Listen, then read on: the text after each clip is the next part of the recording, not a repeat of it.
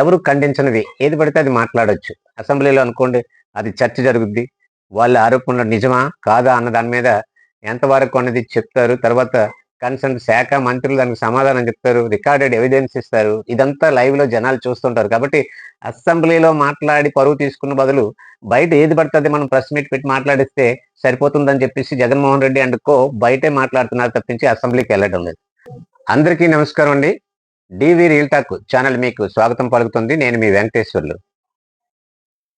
News paper reading లో భాగంగా ఈరోజు ప్రధాన పత్రికల్లో వచ్చినటువంటి ప్రధాన వార్తల్ని మనం కాస్త పరిశీలించి చూసినట్టయితే, ముందుగా ఈనాడు మొదటి పేజీలో అయితే చిత్తుగా కొట్టేశారు. పాకిస్తాన్ పై భారత్ ఘన విజయం, రాణించిన సూర్యకుమార్ కులదీప్. ఆధిపత్యం ఎప్పటిలానే భారత్దే, పాకిస్తాన్ నుంచి కనీసం పోటీనే లేదు. ఆసియా కప్ లో టీమిండియా అదరగొట్టింది. ఆదివారం బ్యాట్తో బంతితో తిరుగులేని ఆధిపత్యాన్ని ప్రదర్శిస్తూ 7 వికెట్ల తేడాతో పాకిస్తాన్ చిత్తుగా ఓడిపోయింది.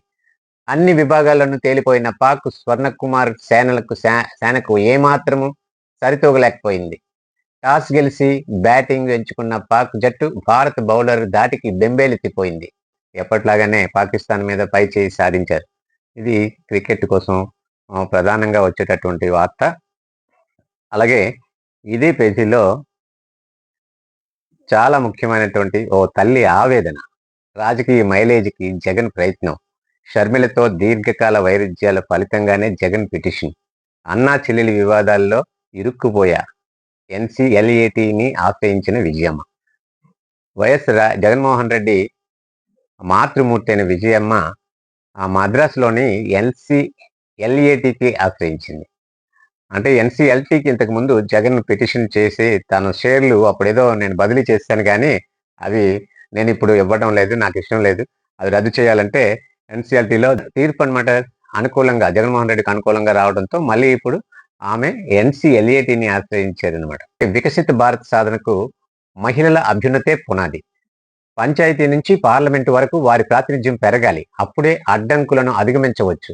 ఏంటి అడ్డంకులు? వికసిత భారత్కి అడ్డంకులు అధిగమించాలంటే మహిళల అభ్యున్నతి, మహిళల అభివృద్ధే ధ్యేయమని మహిళా సాధికారత కమిటీ జాతీయ సదస్సులో లోక్సభ స్పీకర్ ఓం బిర్లా గారు మాట్లాడారు. ప్రతి పంచాయతీ నుంచి పార్లమెంట్ వరకు మహిళల ప్రాతినిధ్యం పెరిగితే వారు ఎదుర్కొంటున్న సమస్యలు అధిగమించవచ్చునని లోక్సభ స్పీకర్ ఓం బిర్లా అభిప్రాయపడ్డారు. మహిళల భాగస్వామ్యం పెంచేందుకు చట్టసభల్లో 33% రిజర్వేషన్ కల్పించేలా నారీ శక్తి వందన అభియాన్ బిల్లుని తీసుకొచ్చి చట్టంగా చేశారని గుర్తు చేశారు. ఈ బిల్లు ఈనాటిది కాదండి, మనం ఎప్పుడో మహిళా బిల్లు అంటున్నాం. దాన్నే వీళ్ళు కొత్తగా పేరు మార్చారు, కానీ అలా పోస్ట్ పోన్ చేసుకుంటూ వస్తారు. యాక్చువల్గా కేంద్రంలో మనం చూస్తే ప్రతిసారి కూడా మహిళా బిల్లు అనేది ఒక రాజకీయ వాగ్దానంగానే మిగిలిపోతుంది. ఈసారి అవుద్దా లేకపోతే వచ్చే ఎన్నికలకి హామీ కోసం దాన్ని మిగులుస్తారా అనేది చూడాలి. మొత్తం మీద దాని గురించి అయితే మాట్లాడారు. మహిళా సాధికారత ఉండాలి, అధికారంలో వాళ్ళకి ఎక్కువ భాగస్వామ్యం ఉండాలంటే వాళ్ళు సర్పంచులు గాను, ఎంపీటీసీలు గాను, ఇలా ఎమ్మెల్యేలుగా, మంత్రులుగా అన్ని చోట్ల పార్లమెంట్ వరకు కూడా మహిళలు ఎక్కువ మంది ఉండాల్సి ఉందని చెప్పేసి ఇందులో ఓం బిర్లా గారితో పాటు చాలా మంది, మన స్పీకర్ కూడా ఇక్కడ పాల్గొన్నారు. అది మంచి సదస్సే, మహిళల కోసం జరిగింది. నెక్స్ట్ దీని తాలూకు కంటిన్యూషన్ ఏంటంటే వసుంధర పేజీలో వేశారు. సరే, అది పెద్ద అర్థమైపోయింది. దాని గురించి పెద్దగా డీటెయిల్గా మనం ఇంకేం చెప్పుకోని అవసరం లేదు. తర్వాత ఇంకోటి, వలసలపై అట్టుడికిన బ్రిటన్, యునైట్ ది కింగ్డమ్. అంటే ఇంతకుముందు యునైటెడ్ కింగ్డమ్ ఉండేది రకరకాలుగా, ఈ మరి యూకే అనేది దేనికి అది సెపరేట్గా ఉండడంతో ఇప్పుడు యునైట్ ద కింగ్డమ్ అనే పేరుతోని లండన్లోని ఒక భారీ ర్యాలీ అనేది తీశారు. అక్కడ యాజిటేషన్ అనేది ఉంది. యాజిటేషన్లో ఎక్కువ మంది 150,000 మంది పాల్గొన్నారు. దీనికి పాత్రికేయుడు టామీ రాబిన్సన్ అన్నతను లీడర్షిప్ వహిస్తున్నాడు. వలసదారులు వెనక్కి పంపాలని నినాదాలు చేస్తూ నిరసన. ఇప్పుడు ఎక్కడ కూడా ప్రతి చోట లోకల్ ఫీలింగ్ అనేది వచ్చింది. ఎప్పుడైతే సరళీకరణ విధానాలు వచ్చి విదేశీ వ్యవహారాల విషయంలో లిబరలైజేషన్ ఎప్పుడైతే వచ్చిందో అప్పుడు ఈ దేశం నుంచి ఆ దేశంకి, ఆ దేశం నుంచి ఈ దేశంకి, ఇలా ప్రతి చోట ఎవరు ఎక్కడో అక్కడ ఉండకుండా ప్రపంచం మొత్తం చుట్టేసి వస్తున్నారు. దాని ప్రభావం వల్ల ఏంటంటే ఒక్కొక్క ఈ జనాభా ఉన్నటువంటి, సపోజ్ ఇండియా, చైనాలోనూ చాలా ఎక్కువ జనాలు ఉన్నారు. వీళ్ళంతా తక్కువ జనాభా ఉన్న చోటికి సర్వీసులు, తమ సేవలను అందించడం కోసం వెళ్తున్నారు. అక్కడ జీతాలు తీసుకుంటున్నారు. ఈ విధంగా ఉంటే లోకల్లో సమస్య అనేది కొన్నాళ్ళకి వస్తుంది. ఇది సహజంగానే ఊహించిందే. ఆ రకంగానేటండి లండన్‌లో ఒక ర్యాలీ జరుగుతుంది. సెకండ్ పేజీలోకి వెళ్తే ఈనాడు అదిగోండి వలసలపై అట్టుడికిన బ్రిటన్ అన్నదాని కంటిన్యూషన్. జనాలు చూస్తే చూడండి ఎంతమంది జనాలు రోడ్డెక్కారు. పరిశ్రమలను స్థాపించాలి, నైపుణ్యాలను పెంచాలి. ఇయన్నీ చిన్న చిన్నవి ఉన్నాయి. 23,000 ఎకరాల్లో భారీ పారిశ్రామిక పార్క్ అండి.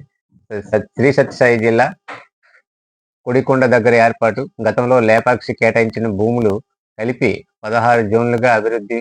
Master plan Lee and association కి బాధ్యతలు. ఇవి మాస్టర్ ప్లాన్లు, తర్వాత ప్రణాళికలు సిద్ధం చేయటం, దానికి ఒక డయాగ్రామ్ వేసుకోవటం, ఇదంతా ఒక రోడ్ మ్యాప్ ఇవన్నీ చేసుకుని ఏది ఎక్కడ పెట్టాలా అని చెప్పేసి ఆలోచించుకునే సమయంలో ప్రభుత్వాలు మారిపోతున్నాయి. వాళ్ళు వేసిన పునాది రాయిని వీళ్ళు పీకేసే పరిస్థితి తర్వాత వచ్చే ప్రభుత్వం వాళ్ళు చేస్తున్నారు. ఇది కాకపోతే మనం ప్రతిసారి చూసేదే తెలుగుదేశం ప్రభుత్వం కానీ లేకపోతే ఈ కూటమి తెలుగుదేశం భాగస్వామ్యంతో ఏ ప్రభుత్వం ఉన్నా కూడా భవిష్యత్తు అవసరాలను దృష్టిలో పెట్టుకొని దానికి అనుకూలంగా ప్రణాళికలు వేసుకుంటూ వెళ్ళటం అనేది మనం చూస్తున్నాం. ఈసారి కూడా అదే జరుగుతుంది. మరి దాన్ని ఏ రకంగా అది సఫలీకృతం అవుతుందనేది మనం వేచి చూడాల్సి ఉంది. ఇలాంటివి చాలా వస్తున్నాయి ఈ రోజుల్లో. కమండలం అమ్మితే కమిషన్ అని 3 కోట్లు టోకరా. మహిమగల కమండలం అమ్మితే కోట్ల కమిషన్ వస్తుందంటూ ఓ రైతు నుంచి ఏకంగా 3 కోట్లు కొట్టేశాడు కేటుగాడు. ఈ మోసం కృష్ణా జిల్లాలో వెలుగు చూసింది. చూడండి, మాటకారులు కొంతమంది ఉంటారు, ఏదో ఒకటి మాయ చేస్తారు. వాళ్ళు చెప్పిన దానికి మనం అప్పటికి నమ్మేసే పరిస్థితి ఉంటుంది. అలాంటివైతే ఇలాంటి మోసాలే వస్తాయి. ఈజీ ఎర్నింగ్ కోసం ఎవరు చూడకూడదు. కష్టపడకుండా ఏది రాదనేది గుర్తించాలి. మరి రైతు 3 కోట్లు మోసపోయాడు, పాపం అప్పు చేశాడు, ఏం చేశాడు. నెక్స్ట్, సమానత్వం, సమ్మిళితం, సాధికారతతోనే వికసిత భారత్. అదే మనం చెప్పుకున్న ఫ్రంట్ పేజీ తాల కంటిన్యూషన్ ఇదంతా. వికసిత్ భారత్ సాధనకు మహిళల అభ్యున్నతే పునాది. ఆయన మన స్పీకర్ గారు కూడా మాట్లాడారు దాంట్లో, అయ్యన్న పాత్రుడు కూడా. అదే దాంట్లోనే భాగంగానే ఒక ఆసక్తికరమైన వ్యాఖ్యలు కూడా చేశారు. ఇప్పుడు మనకి లోక్సభ స్పీకర్ ఓం బిర్లా గారు ఉన్న సభలో ఇది చాలా ఇంపార్టెంట్ విషయమే. ఒక మన రాష్ట్ర స్పీకరు ఈయనకే అర్థం కాని పరిస్థితి ఇప్పుడు. ఎందుకంటే 11 మంది ఎమ్మెల్యేలు ప్రతిపక్ష హోదా ఇవ్వకపోతే మేము అసెంబ్లీకి రామని పట్టుపట్టి అసెంబ్లీకి రాకుండా బయట ఎవరు ఖండించనిది ఏది పడితే అది మాట్లాడొచ్చు. అసెంబ్లీలో అనుకోండి అది చర్చ జరుగుద్ది. వాళ్ళ ఆరోపణలు నిజమా కాదా అన్న దాని మీద ఎంతవరకు అనేది చెప్తారు. తర్వాత కన్సర్న్ శాఖ మంత్రులు దానికి సమాధానం చెప్తారు, రికార్డెడ్ ఎవిడెన్స్ ఇస్తారు. ఇదంతా లైవ్ లో జనాలు చూస్తుంటారు. కాబట్టి అసెంబ్లీలో మాట్లాడి పరువు తీసుకున్న బదులు బయట ఏది పడుతుంది మనం ప్రెస్ మీట్ పెట్టి మాట్లాడిస్తే సరిపోతుందని చెప్పేసి జగన్మోహన్ రెడ్డి అండ్ కో బయటే మాట్లాడుతున్నారు తప్పించి అసెంబ్లీకి వెళ్ళడం లేదు. కాబట్టి అసెంబ్లీకి మొత్తం స్ట్రెంగ్త్ లో వాళ్ళ తాలూకా సభ్యుల సంఖ్యలో 10% కనీసం ఓట్లు లేకపోతే, అంటే సీట్లు లేకపోతే ప్రతిపక్ష హోదాకి అర్హత అనేది రాదు. ఆ తర్వాత ఇస్తే ఇవ్వచ్చు, ఇవ్వకపోతే లేదు. అది స్పీకర్ తాలూకా దయాభిక్ష. మరి ఎందుకు ఇస్తారు? వీళ్ళకి వాళ్ళకి రైవాలిటీ ఉన్నప్పుడు గత 5 సంవత్సరాలు కూడా చాలా వరకు 23 స్థానాలతో వాళ్ళు ఉన్నప్పటికీ వాళ్ళలో కొంతమందిని లాగేసుకొని వాళ్ళకి కూడా ప్రతిపక్ష స్థానం లేకుండా చేయొచ్చు అని చెప్పి ప్రయత్నాలు చేసిన పరిస్థితిలో ఇప్పుడు అధికారంలోకి వచ్చేటప్పుడు కూటమి మాత్రం జగన్మోహన్ రెడ్డికి పిలిచి మీరు ఇగో మీకు కార్ ఇస్తారు, మీకేమో హోదా ఇస్తారు, మీకేమో అన్ని కూడా కేబినెట్ హోదాలో నడుస్తాయి అని చెప్పేసి ప్రతిపక్ష హోదా పిలిచి ఇవ్వరు. కానీ ప్రజల తరపు నుంచి కనీసం ఒక నియోజకవర్గానికి ఎమ్మెల్యేగానైనా ఈ రాష్ట్రానికి మాజీ ముఖ్యమంత్రి కాబట్టి సమస్యల మీద అవగాహన నిజంగా ఉంటే ఎక్కడ ప్రాబ్లం ఉందో ఆ ప్రాబ్లమ్స్ని ఎత్తి చూపటం, ఎక్కడ ఏ అవకాశాలు ఉన్నాయో ఆ అవకాశాలని వాళ్ళకి సలహా రూపంలో ఇవ్వటం, ఏది కానీ ఎంత టైం వస్తే అంత టైంతో మాట్లాడి చెయ్యాలి. కానీ ఆయన వెళ్ళటం లేదు. దాని మీద ఏం చేయమంటారు మీరే ఆలోచించండి అన్నట్టుగా ఈయన స్పీకర్ గారే ఆ సభలో ఓం బిర్లా గారు ఉన్న సభలో చెప్పడం జరిగింది. ఎమ్మెల్యేలు అసెంబ్లీకి రావడం లేదు. ఇలా అయితే ప్రజా సమస్యలు ఎలా పరిష్కారం అవుతాయన్న ప్రశ్న సభాపతిగా నన్ను వేధిస్తుందని అయ్యన్న పాత్రుడు ఆవేదన వ్యక్తం చేశారు. చిరుద్యోగులకు నో వర్క్ నో పే అమలు చేస్తుంటే ఎమ్మెల్యేలకు అది ఎందుకు వర్తింపు చేయకూడదు? లోక్సభ స్పీకర్ సమక్షంలో ప్రశ్నించారు. సదస్సులో అయ్యన్న పాత్రుడు ప్రసంగిస్తూ అసెంబ్లీకి రాని ఎమ్మెల్యేలకు తీసుకోవాల్సిన చర్యలపై లోక్సభ స్పీకర్ మార్గదర్శకాలను ఇవ్వాలి. ఏడాదిలో అసెంబ్లీ సమావేశాలు జరిగే 30 నుంచి 45 రోజులు వాటికి రాకపోతే ఎలా అని ప్రశ్నించారు. ఇక్కడ 60 రోజులు మామూలు రాజ్యాంగంలో అయితే సమావేశాలకు 60 రోజులు జరిగే ఆదేశాలు జారీ చేయాలని కోరారు. అది అక్కడ రాజ్యాంగంలో ఉన్నప్పటికీ ఇప్పుడు కూడా 40 రోజులు రాలేదు, 45 రోజులు రాలేదంటే ప్రజా సమస్యలు ఎలా పరిష్కారం అవుతాయి? అదే ఒక ఉద్యోగి, చిన్న ఉద్యోగులు కాంట్రాక్ట్ బేసిక్ మీద పని చేసుకున్నటువంటి ఉద్యోగి, ఆయన వెళ్ళకపోతే నో వర్క్ నో పే అనేస్తున్నారు. అతనికి పని చేస్తేనే జీతం, పని చేయకపోతే లేదని. కానీ ఇక్కడ ఎమ్మెల్యేలు ఎన్నికైన తర్వాత ఇంట్లో కూర్చొని వాళ్ళ సొంత వ్యాపారాలు చూసుకొని, టూర్లు చేసుకొని, విదేశాలు షికారులు చేసుకొని చాలా చేస్తుంటే వాళ్ళకి జీతాలొస్తున్నాయి. వాళ్ళకి అలవెన్స్‌లొస్తున్నాయి. వాళ్ళకి ఫోన్ బిల్‌లొస్తున్నాయి. వాళ్ళకి ఇంటద్దెలొస్తున్నాయి. ఇయన్నీ కూడా ఎమ్మెల్యేలకి సదుపాయాలు ఎందుకు ఇవ్వాలి? దీని విషయంలో ఏం చేయాలో నాకు మార్గదర్శకాలు ఇవ్వండి. మీరు గైడ్‌లైన్స్ ఇవ్వండి అని చెప్పేసి ఓం బిర్లా గారి సమక్షంలో స్పీకర్ గారు అన్నారు. ఇది ఈ రోజుకి ఇదే ఇంపార్టెంట్ అనుకోవచ్చు మనం. ఎందుకంటే ఒక స్పీకర్ స్థాయిలో అసెంబ్లీలో ఫస్ట్ పర్సన్ స్పీకరే. స్పీకర్ స్థాయిలో ఆయన మరి ఆయనకి అర్థం కాలేదు నాకు చెప్పండి. లోక్సభ స్పీకర్ ముందు చెప్పడం అనేది ఇది మనం వార్తగానే చూడాలి. పెద్ద వార్తే. సీఎం చంద్రబాబు తిరుపతి పర్యటన రద్దు. ప్రతికూల వాతావరణ పరిస్థితులు నేపథ్యంలో ముఖ్యమంత్రి చంద్రబాబు నాయుడు పర్యటన రద్దయిందండి. తిరుపతి వెళ్లాల్సింది. ఫోన్‌లో స్క్రీన్ షాట్లు తీసి ల్యాప్‌టాప్‌లో చేసి చదువుతున్నానండి. మనకి ఎక్విప్‌మెంట్ అంత లేదు. అందుకనే కొంచెం పేపర్ అంత క్లారిటీగా మీకు కనిపించకపోవచ్చు. విధాన రచనలో స్త్రీల భాగస్వామ్యం ఏది అని చెప్పి ఈనాడులో మరి ఇప్పుడు ఈ జాతీయ సదస్సు జరుగుతున్న సందర్భంలో స్త్రీల తాలూకు భాగస్వామ్యం విధాన రచనలో లేదు అని. అంటే డెసిషన్ మేకింగ్ అనేది మరి ఉమెన్‌కి తక్కువగా ఉందని చెప్పి ఆయన ఎడిటోరియల్ రాశారు. నెక్స్ట్ మనం సాక్షిలో చూడాలండి. సాక్షిలో ఏదో ఉంటది కదా ఇంపార్టెంట్. కల్పించిన ఏదో ఒకటి రాస్తారు. ఇందులోను కూడా ఎప్పుడైనా ప్రభుత్వం నడిచేటప్పుడు ప్రతిపక్షం నడిపించే పేపరులో కొన్ని మనకి దొరుకుతాయి వార్తలు. అయితే మనకది ఎంతవరకు ఏంటనేది మనం చూడాలి. ఈ మధ్య పత్రికలు రాసినటువంటి వార్తల మీద కూడా జనంకి నమ్మకాలు లేని పరిస్థితి దాపురిల్లింది. ఎందుకంటే అంత భయంకరంగా ఉంటాయి. వాళ్ళ కోసం మాత్రమే వాళ్ళ తాలూకా దెబ్బ కొట్టుకోవడానికి మాత్రం, ఎదుటోళ్ళని బాగా తీవ్రంగా విమర్శించడానికి మాత్రం దాన్ని ఏమాత్రం చిన్న అవకాశం దొరికినా, అంటే చిన్న అర్ధ సత్యం నుంచి అసత్యం వరకు దాన్ని తీసుకెళ్ళిపోయి పెద్దగా వార్తలు రాయడం మొదలెట్టారు పత్రికల్లో. అది అది అని అనడం కాదు కానీ జనంకి తెలుసు. అన్ని పత్రికలు చూస్తున్నారు కాబట్టి జనంకి తెలుసు. బాబు గారి పీపీపీ బినామీలకే ప్రాపర్టీ అని చెప్పి ఒక వార్త రాశారండి. ఇప్పుడు యాక్చువల్‌గా ఏమైనా కూడా రాసేయొచ్చండి. బినామీలకే ప్రాపర్టీ అంటే ఎవరైనా ఆ పీపీపీ మోడల్‌లో పబ్లిక్ ప్రైవేట్ పార్ట్నర్‌షిప్ అని ఉంటది. పబ్లిక్ అంటే అక్కడ గవర్నమెంట్. ప్రైవేట్ ఎవరో ఒకరు ఉంటారు. వాళ్ళకి కలిపి ఈ భాగస్వామ్యం ఉంటది. ఆ ఉన్న వ్యక్తిని బాబు గారి బినామీ అనొచ్చు. లేకపోతే ఇంకెవరు లోకేష్ గారి బినామీ అనొచ్చు. ఏదో తర్వాత తెలుస్తది. ముందు అనేస్తే పోయేలేదా అనేస్తారు. లేకపోతే ఎళ్లి న్యాయస్థానాల్లోనో అక్కడ ఇక్కడ ఛాలెంజ్ చేసి ఈ దేశాన్ని, రాష్ట్రాన్ని కాపాడే ఉద్దేశం ఉంటే అలాంటిదేదో చేయాలి. ప్రైవేట్ పరమయ్యే కాలేజీల్లో ఎన్ఆర్ఐ కోటా, ఎంబీబీఎస్ సీటు ఏడాదికి 57.5 లక్షలు. అంటే 57,50,000 అండి ఒక సీట్‌కి ప్రైవేట్ పరం అయితే. అయితే ఇక్కడ ఏంటంటే ఇదంతా ఒక యాంగిల్‌లో చిన్న సత్యం.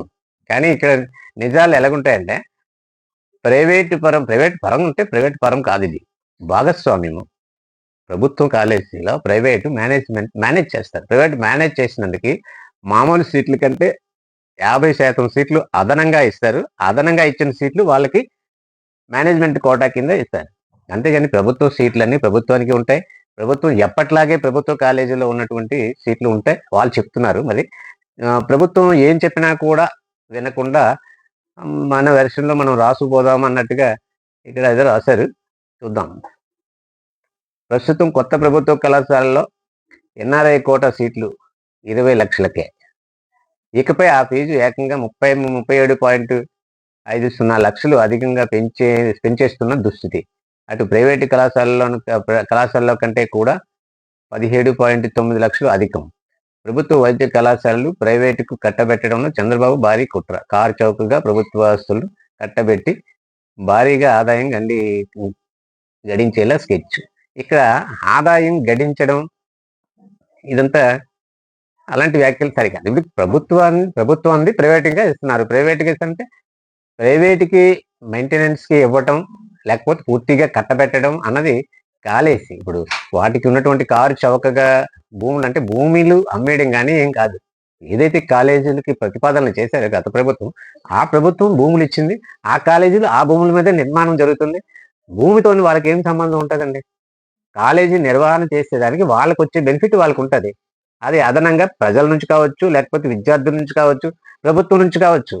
అది మార్గదర్శకాలు చాలా ఉంటాయి. ఆ మార్గదర్శకాలన్నీ స్టడీ చేసి పీపీపీ సిస్టమ్ మీద ఏమైనా తెలిస్తే దాన్ని ప్రజలకు తెలియజేస్తే బాగుండేది. మనం ఏదో ఒకటి గుడ్డ కాల్చి ముఖం మీద పడేస్తాం అన్నట్టుగా వార్తలు రాస్తున్నారు. పద్మావతికే పలహారం. 7 ప్రధాన దేవాలయాల క్లీనింగ్ పనులు అవుట్సోర్సింగ్ సిబ్బంది సరఫరా టెండర్ల ఖరారు. ముఖ్య నేత బంధువు భాస్కర్ నాయుడు సంస్థ పద్మావతి హాస్పిటల్కే కాంట్రాక్టు. అదేదో తుడుచుకున్న క్లీనింగ్ చేసినటువంటి కాంట్రాక్టు ఎవరికో ఇచ్చారంట. దాన్ని తప్పుపట్టి రాశారు. అది ఎవరికో ఇస్తారు. వాళ్ళ బంధువో వీళ్ళ బంధువో, వీళ్ళున్నప్పుడు వీళ్ళ బంధువులకి, వాళ్ళు ఉన్నప్పుడు వాళ్ళ బంధువులకి ఇస్తారు. ఏదో మొత్తం మీద అది క్లీన్ అయితే చాలు. మనకి కావాల్సింది అది. జనంకి ఏం కావాలండి? అది క్లీన్ అవుతే చాలు. క్లీన్ చేసే కాంట్రాక్టు వీళ్ళకి రాలేదు. వాళ్ళ ప్రభుత్వంలో ఉన్నారు. వీళ్ళకి ఎలాగొస్తాయి? వీళ్ళు ఆశిస్తున్నారు పాపం ఖాళీగా ఉండలేక. అడవిలో మృత్యుఘోష. పాకాల అటవీ ప్రాంతంలో మృతదేహాలు కలకలం. మరణించింది 2 4 15 రోజుల క్రితమే చనిపోయారా? గోతులో పూడ్చిపెట్టింది చిన్నపిల్లలనేనా? అక్కడేం జరిగిందో అనుమానాస్పదం. పోలీసులు, అటవీ సిబ్బంది హైరాణ. హత్యల, ఆత్మహత్యల అన్న కోణంలో దర్యాప్తు. ఇక్కడ పాకాల అంటే ఇది చిత్తూరు జిల్లా అనుకుంటా. ఆ అడవిలో ఏం జరిగింది? 15 రోజుల క్రితం చనిపోయినట్టుగా కనిపిస్తున్న ఆ మృతదేహాలు ఎవరివి? ఆ అడవిలోకి ఎందుకు వెళ్ళారు? ఆత్మహత్య చేసుకునేందుక, లేక ఎవరైనా వారిని కిడ్నాప్ చేసి అక్కడికి తీసుకొచ్చి చంపేశారా? అసలు ఏం జరిగింది? గుర్తుపట్టలేని విధంగా కనిపిస్తున్న ఆ మృతదేహాలు ఎవరివి అన్న కోణంలో పోలీసులు దర్యాప్తు ప్రారంభించారు. తిరుపతి జిల్లా చంద్రగిరి నియోజకవర్గం పాకాల మండల పరిధిలోని గాదంకి టోల్ ప్లాజా వద్ద ఉన్న స్టార్ హోటల్ వెనుక భాగంలోని అటవీ ప్రాంతంలో 4 మృతదేహాలు ఆదివారం స్థానికులు గుర్తించారు. ఒక ఆడ, ఒక మగ మృతదేహాలు బహిరంగంగా కనిపిస్తున్నాయి. మరో 2 గుంతలు తీసి ఏదో పూడ్చినట్టుగా దానిపై రాళ్లు పెట్టడాన్ని గుర్తించారు. మరి అది కూడా మృతదేహాలే కావచ్చు అని అవి 2 గోతులు తీర్చి కప్పేసి దాని మీద రాళ్ళేసి ఉంచారంట. కావచ్చు. బహుశా 2 పిల్లలను చంపి ఆ గుంతలో పూడ్చినట్టుగా అనుమానాలు వ్యక్తమవుతున్నాయి. స్థానికుల సమాచారంతో ఘటనా స్థలానికి చేరుకున్న పోలీసులు ఆ అడవిలో ఒక చెట్టుకు మగ వ్యక్తి మృతదేహం వేలాడుతుండగా ఆ చెట్టు కింద మహిళా మృతదేహం పడి ఉంది. ఇది మొత్తం మీద ఏదైనా అంతా తిప్పి రాసిన విషయం అంతా ఇంకా రాలేదు. అవన్నీ తీయాలి. తీసి బయటికి దర్యాప్తు చేయాలి. ఎవరో కూడా తెలియదు. లోపల ఏముందో, గోతుల్లో ఏముందో కూడా తెలియదు. 2 మాత్రం, ఒక మేలు ఒక ఫిమేల్, 2 డెడ్ బాడీస్ మాత్రం గుర్తుపట్టలేని స్థితిలోను, బాగా కుళ్ళి వాసన కొడుతున్న స్థితిలోనూ ఉన్నాయి. ఏమో ఏం జరిగిందో తెలియదు. చొరబాటుదారులకు మద్దతా? కాంగ్రెస్ పార్టీపై ప్రధాని నరేంద్ర మోడీ ఆగ్రహం. విపక్ష కాంగ్రెస్ పార్టీపై ప్రధానమంత్రి నరేంద్ర మోడీ మరోసారి విరుచుకుపడ్డారు. పాకిస్తాన్ నుంచి పుట్టుకొస్తున్న ఉగ్రవాదులకు మన దేశంలోకి అక్రమంగా చొరబడుతున్న వారికి ఆ పార్టీ మద్దతిస్తుందని మండిపడ్డారు. మన సైన్యానికి అండగా ఉండడానికి బదులు నిస్సిగ్గుగా ముష్కర మోకలను వెనకేసుకొస్తుందని ధ్వజమెత్తారు. పాకిస్తాన్ నుంచి వస్తున్నటువంటి ఉగ్రవాదులకే ఊతం పలుకుతుంది కాంగ్రెస్ పార్టీ అని చెప్పేసి ఆయన చెప్పడం జరిగింది. అది ఇక్కడికి ఇదిలా ఉంటే ఆంధ్రజ్యోతిలో మనం చూసినట్టయితే మొదటి పేజీలో తీరు మారాలి, నివేదికలు లెక్కలు సమీక్షతోనే కలెక్టర్లు కృషి. అంటే ఇది అభిప్రాయం అనమాట. ఆంధ్రజ్యోతి తలగ సొంత వార్త వాళ్ళు రాశారు. ఇక్కడ ఎప్పుడు కూడా మన ఏమిటి రిపోర్ట్స్ తయారు చేయటం, ఆ లెక్కలు, ఈ సమీక్షలు వాటితోనే టైం అంతా అవుతుంది కానీ ఈ కలెక్టర్లు కానీ అధికారులు కానీ ఎవరు కూడా క్షేత్రస్థాయిలో ఏం జరుగుతుందో చూడటం లేదు. ఇది పద్ధతి కాదు, తీరు మార్చుకోవాలి అన్న దాని మీద వార్త రాశారు. ప్రభుత్వ ఆదేశాలతో వారంతా ఎక్కువ టైము వీటికే, అంటే ఇప్పుడు ఏవైతే లెక్కలు నివేదికలు ఉన్నామో వాటికే అన్నమాట. ప్రజాక్షేత్రంలో కనిపించిన అభివృద్ధి ముద్ర విద్యగానే భూ సమస్యల పరిష్కారం, క్షేత్ర సిబ్బందికి దశ దిశ కరువు, పల్లె ముక్కాలే చూడని జిల్లా బాసులు ఎందరో. ప్రభుత్వం తీరు మారాలంటూ నిపుణులు ప్రజాక్షేత్రంలో మమేకం కావడంతో పాటు పల్లెలు పట్టణాభివృద్ధిని దృష్టి అవసరం. అదే అంటే నిపుణులు పేరుతోని వార్త రాశారు. ఎందుకంటే నేడు రేపు జిల్లా కలెక్టర్ల సమావేశం ఉంది, ఈరోజు రేపు. కాబట్టి దానికి ఈ వార్తని లింక్ చేసి రాశారనమాట. అంటే ఎవరు జిల్లా బాసులు అంటే కలెక్టర్లు కానీ డిస్ట్రిక్ట్ ఆఫీసర్లు కానీ ఎవరు కూడా పల్లె మొక్కాలే చూడటం లేదు. క్షేత్రస్థాయి దశ దిశ కరువైంది, అభివృద్ధి ముద్ర ఏం కనిపించడం లేదు. భూ సమస్యలు ఎప్పటిలాగే ఉన్నాయి, పరిష్కారం అవ్వలేదు. గతంలో భూ సమస్యలు చాలా ఎక్కువ ఉన్నాయని చెప్పేసి ఫిర్యాదులు తీసుకున్నారు జనాల నుంచి, కానీ ఇప్పటి వరకు వాటి గురించి అతిగతి లేదు. ఎప్పుడు ఈ లెక్కలు, ఈ రిపోర్ట్లు తయారు చేసుకోవడం, పైకి పంపించడం. జనరల్గా ఇది ఒక మొదటి నుంచి వచ్చినటువంటి ఒక విమర్శ ఉంది. తెలుగుదేశం భాగస్వామ్యంలో ప్రభుత్వం నడిచేటప్పుడు మాత్రం పనులు ఎంత మేరకు జరుగుతున్నాయన్న దానికంటే స్టడీ చేసినటువంటి రిపోర్ట్స్ తయారు చేయడం కానీ, ప్లాన్లు కానీ, లేకపోతే గ్రాఫిక్స్లు కానీ, లేకపోతే వాటికి సంబంధించిన ఇలా ఉంటుందని డిజైన్, ఎక్స్పోజర్ విజిట్స్ ఇవన్నీ ఎక్కువ ఉంటాయి. ఎక్కడ ఉంది అవి మంచిదే. ఎక్స్పోజర్ విజిట్ అంటే అక్కడెక్కడో ఇక్కడికంటే మంచిగా జరుగుతుందంటే అక్కడికి వెళ్ళి చూసి రమ్మని చెప్పి అధికారులు టీమ్గా చేసి పంపించడం కానీ జరుగుతుంది. కానీ ఎక్కువ దాని మీద అధికారులంతా దాని మీద కసరత్తు చేసేసరికి ఎక్కువ టైం స్పెండ్ చేస్తున్నారు. అది కొంత విమర్శ ఉంది మొదటి నుంచి తెలుగుదేశం మీద. మొదటి నుంచి అది ఉంది, నడుస్తుంది. ఇప్పుడు అదే సీఎం పేరు వాడేస్తున్నారు. ఇదేంటి పిఎం సూర్య గారిలో కంపెనీల దొడ్డిదారి ప్రమోషన్, చంద్రబాబుతో పాటు లోకేష్ పేరు, ఎమ్మెల్యేలకు కంపెనీల ప్రతినిధుల పేర్లు, ఎమ్మెల్యేల ఆఫీస్ నుంచి అంటూ లబ్ధిదారులకు వంట పాడుతున్న కొందరు మెప్మా అధికారులు, పెద్దల రెఫరెన్స్ ఉందని తప్పుడు ప్రచారం. అదే ఇది యాక్చువల్గా దీన్ని చాలా ఫేవర్గా ప్రమోట్ చేస్తున్నారు అక్కడ ప్రధానమంత్రి గారు కానీ, ఇక్కడ ముఖ్యమంత్రి గారు కానీ. ఈ పిఎం సూర్య గారు అంటే సోలార్ రూఫ్ టాప్లు ఏర్పాటు చేయాలి, అంటే ప్రతి ఇంటి మీద సోలార్ రూఫ్ టాప్ ఏర్పాటు చేసి సోలార్ సిస్టమ్ అనేది ఒకటి తయారు చేస్తే దానికి బ్యాంక్ లోన్ ఇస్తుంది, ప్రభుత్వం సబ్సిడీ ఇస్తుంది. ఒకవేళ సపోజ్ 3 యూనిట్స్ని మనం కరెంట్ తయారు చేసుకోవాలనుకోండి, దానికి 78,000 సబ్సిడీ ఇస్తారు. 2 lakhs వరకు బ్యాంక్స్ లోన్ ఇస్తాయి. అయితే ఈ కరెంటు ఏదైతే సేవ్ అవుతుందో, ఇక్కడ ఉత్పత్తి అవుతుంది కదా, మన ఇంటి మీద ఉత్పత్తి అయినటువంటి కరెంట్ ఏదైతే ఉందో ఆ కరెంట్ని వేరే మీటర్ అమరుస్తారు. వారిని మళ్ళీ డిస్కమ్లు తీసుకొని మనకి మన విద్యుత్ బిల్లులోని కట్ చేస్తాయి. అంటే బిల్లు తగ్గిపోతుంది. దాదాపు తగ్గిన బిల్లుని ఈఎంఐగా కట్టుకుంటే అప్పు తీరిపోతుంది, సబ్సిడీ వస్తుంది, మొత్తం మీద తర్వాత ఆదాయం ఉంటుంది 20-25 years వరకు అని చెప్పేసి అది మంచిదే. దాన్ని ప్రమోట్ చేస్తున్నారు ఇక్కడ చంద్రబాబు నాయుడు గారు, అక్కడ నరేంద్ర మోడీ గారు. దాన్ని అలా ప్రమోట్ చేస్తున్న తరుణంలో వాళ్ళ పేర్లు వాడేసుకుంటున్నాయి ఈ కంపెనీలు. రిఫరెన్స్ మాకుంది, పెద్దలు పంపించారు, మా కంపెనీ వేసుకోండి అని చెప్పేసి వెళ్ళడం జరుగుతుంది. By hook are క్రుక్. ఒక రకంగా చెప్పాలంటే ఎలా చేసినా ఎక్కువ మందితో ప్రమోట్ చేయించి పని జరిపిస్తే మంచిదే. ఎందుకంటే ఎవరు తినేసింది కాదు ఇది. ఎవరిది వాడుకున్నా, ఎవరి పేరు వాడుకున్నా చేస్తే పెద్ద చెప్పుకోవాల్సిన స్కామ్ కాదు, తర్వాత చెప్పుకోవాల్సిన నేరం ఏం లేదు. కానీ అది అలా వాడుకుంటున్నారు. ఇప్పుడేమో ఎవరైతే ఎక్కువగా ప్రమోట్ చేస్తున్నారు, ఈ మధ్య మీటింగ్లో కూడా చంద్రబాబు నాయుడు గారు కూడా చెప్పడం జరిగింది, రాష్ట్ర ప్రభుత్వం నుంచి కూడా సబ్సిడీ ఇస్తున్నాం, మీరు ప్రతి ఊరిని చేసుకోండి అని చెప్పి. ఇంకోటి వార్త మధ్య నారాయణపల్లె కూడా పూర్తిగా ఎక్కువ ఈ సోలార్ రూఫ్ టాప్లు వేసుకొని విలేజ్ మొత్తం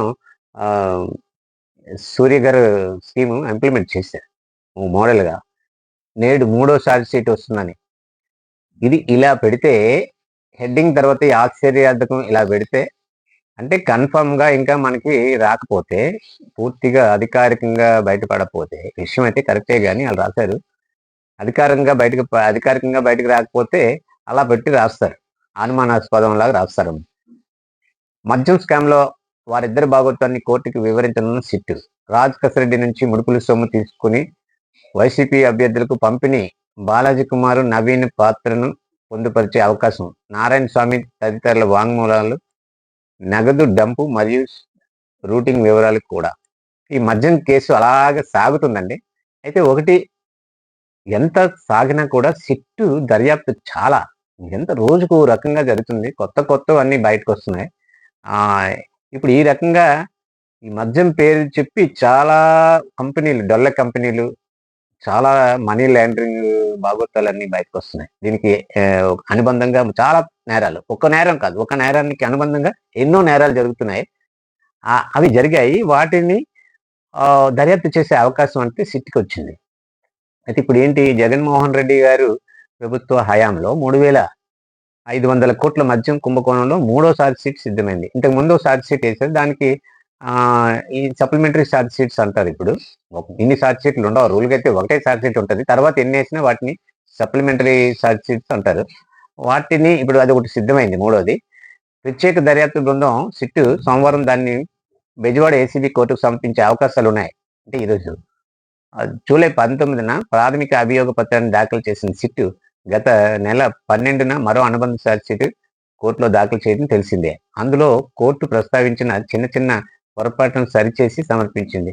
మొదటి ఛార్జ్షీట్లో మాజీ ముఖ్యమంత్రి వైఎస్ జగన్ పేరు ప్రస్తావించిన సిట్టు రెండో దాంట్లో మరిన్ని కీలక విషయాలను కోర్టు దృష్టికి తీసుకుని వచ్చింది.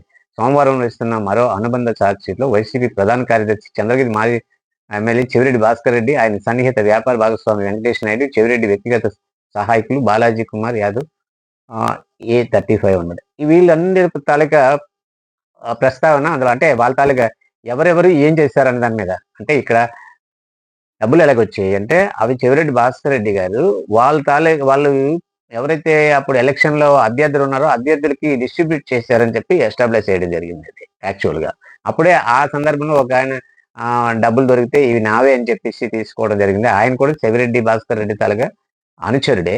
అది తర్వాత తేలింది ఈ దర్యాప్తులో. ఈ వెంకటేష్ నాయుడు అనేది ఆ మధ్య ఒక వీడియో వచ్చింది, డబ్బు కట్టలతోని సర్దుతున్నట్టు, ఆయనేమో తమన్నాతోని వాళ్ళతోని ఫ్లైట్లో తిరిగినట్టు ఇలాంటివి వచ్చాయి. అతను వెంకటేష్ నాయుడు. ఆయన వచ్చిన తర్వాత ఎవరైతే నారాయణ స్వామి లేటెస్ట్ గా ఆయన విచారించలేదు మొదట. ఎందుకంటే అక్కడ సిట్ దర్యాప్తు ఎలాగ వెళ్తుంది, ఎక్కడికో వెళ్తుంది. అక్కడి నుంచి వాళ్ళు చెప్పిన దాన్ని బట్టి అక్కడ దొరికినటువంటి చిన్న సాక్ష్యాలు, ఆధారాలు, క్లూస్ ఏవైతే ఉన్నాయో దాన్ని పట్టుకుని అలా వెళ్తున్నారు. అంటే ఒక రియలిస్టిక్ గా జరుగుతుంది. ఏదో దీనికి మంత్రి కదా ఆయన్ని ముందే పిలిపించేయాలి, దీనిలో సెక్రటరీ కదా ఈయన్ని ముందే పిలిపించేయాలి అన్న దాన్ని కాకుండా ఎవరు పేరు ఎవరు చెప్తున్నారో చూసుకుని అలాగ తీగను పట్టుకుని డొంకంతని తీసుకొచ్చి వాళ్ళు చేశారు. దాంట్లోనే భాగంగా లాస్ట్ లో మరి ఆ శాఖ మంత్రిని మనం విచారించాలి అని చెప్పేసి విచారించారు. మనం ఢిల్లీ మద్యం కేసులో చూస్తే ఉప ముఖ్యమంత్రి మనీష్ సిసోడియాకి అక్కడ విచారించి ఆయన్ని లోపలేసిన తర్వాత వెంటనే జరిగేది ఏంటి, మళ్ళీ కేజ్రీవాల్ వరకు వెళ్ళిపోయింది. మొన్న నారాయణ స్వామి గారిని తీసుకెళ్లేటప్పుడు ఒక విశ్లేషకుల తాలూకు అంచనా అంతా ఆ విధంగానే ఉంది. ఎందుకంటే నారాయణ స్వామి ఈ దీంట్లో ఆయనదే చివరిది, ఇంక తర్వాత ఇంకెవరు లేరు, అంతిమ లబ్ధిదారు ఎవరు అని చెప్పేసి ఈ మధ్య వార్తల్లో జగన్మోహన్ రెడ్డి గారికి ఇదంతా లబ్ధి చేకూరింది అన్నట్టుగా ఆ అనుమానాలు వచ్చేలాగా మనకి కనిపిస్తున్నది. దీంట్లో భాగంగా ఆయన వరకు వెళ్ళాలంటే ఈయన్ని దాటుకుని వెళ్ళాలి కదా, ఈయన విచారణ అయిపోయింది, ఇంకా ఆయన దగ్గరికి వెళ్ళిపోతుంది సిట్ అని చెప్పేసి అందరూ అన్నారు. కానీ దాంతోనే అది జరిగే పని అంత వేగంగా కాదు. దాని గురించి వేరే వీడియో చేసి మాట్లాడతామండి, టైం సరిపోదు. అయితే ఇది ఈరోజు వార్తల్లోని ముఖ్య అంశాలు. అందరూ చివరి దాకా చూసిన వాళ్ళు లైక్ చేయండి, మన ఛానల్ని సబ్స్క్రైబ్ చేసుకోండి. ఇది ఈ రోజు నుంచి ఇది మీకు అందించడానికి ప్రయత్నం చేస్తున్నాను, న్యూస్ పేపర్ రీడింగ్. దీని మీద మీ అభిప్రాయాలు చివరిని కామెంట్ చేయండి. నమస్తే.